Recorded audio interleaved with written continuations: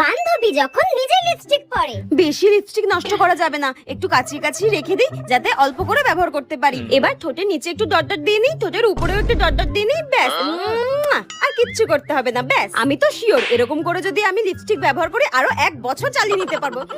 আর বান্ধবী যখন অন্য লিপস্টিক পরে। শোন না, তোর লিপস্টিকটা আমাকে একটু পরতে দিবি রে? আমি না বাড়ি থেকে লিপস্টিক পরে আসতেই ভুলে গেছি। তোর লিপস্টিকটা একটু পরতে দে না রে।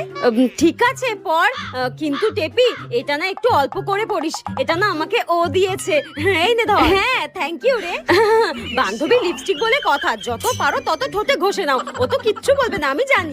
আরে মা এটা লিপস্টিক, তুই কি একদিনে এটা শেষ করবি নাকি? আর কিছু বললেও আমার কোনো যায় আসে না, আমি তো ঠোঁটে ভরে ভরে ঘষে নিয়েছি। তুই যদি আমার বন্ধু না হতিস না আমি তোকে মেরেই ফেলতাম। এইভাবে থোবড়ায় লিপস্টিক কে ঘষে ভাই?